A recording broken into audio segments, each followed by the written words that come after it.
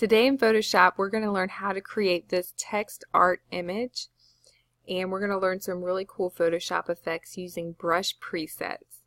Go ahead and open your image. The image I'm going to use is of the one and only, it's of me. So sometimes when you open an image in Photoshop, the background layer will be locked. If it is, just press Ctrl J and that will make your image onto a new layer. Then you can delete that layer. Now make a new layer and fill it in with your paint bucket tool using white.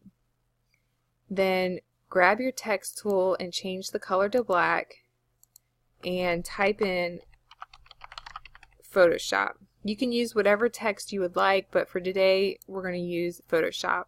Now click on the brush tool and do edit, define brush preset. Then we're going to call this Photoshop brush and click OK. Then you can go ahead and delete that layer, and we'll make one more brush preset just so you know what we're doing. We'll call this one Love. Click on your brush, then do edit, define brush preset, and we'll call this one Love Brush. Click OK.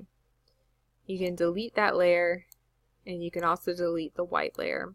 And you see up here it's created your brush presets. You created Photoshop and Love.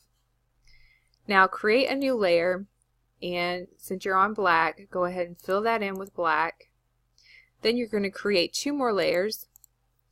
Drag your image layer all the way to the top. On layer number 3, we're going to call this your text layer. On layer number 4, we'll call it your normal layer.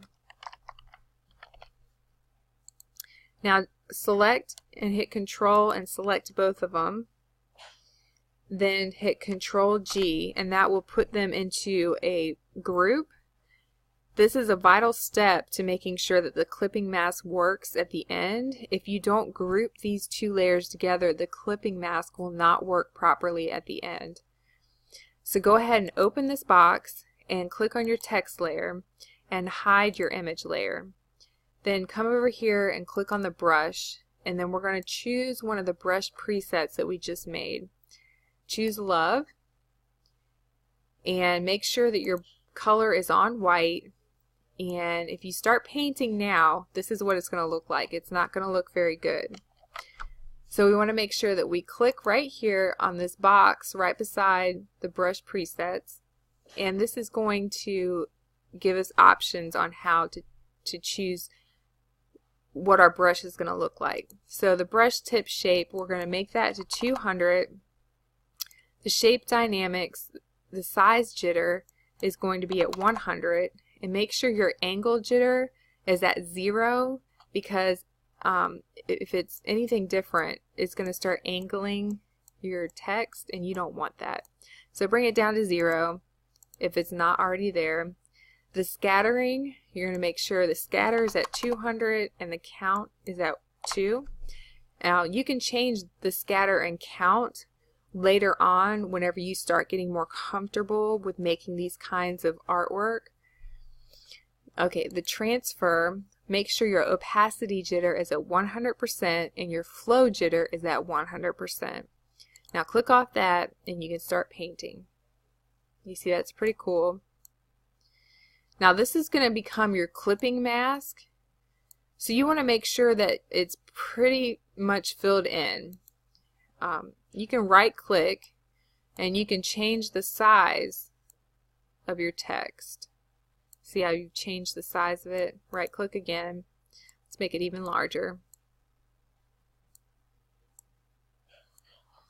Alright, let's change to a different text, the Photoshop one. Whenever you change brushes, you have to set the presets again. So come back over here and change the brush tip shape. 200 for the jitter, scattering, oh I'm sorry, 100 for the size jitter, scattering, 200, and count to make sure your transfer is 100% for opacity and 100% for flow. Start filling this in.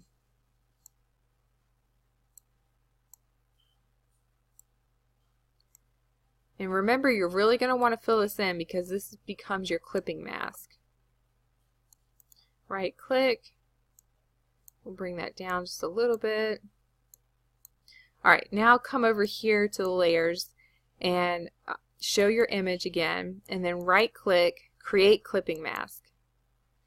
Now you've created the clipping mask, but we obviously want to add more text to it, so click on your text layer again, and you can add more text.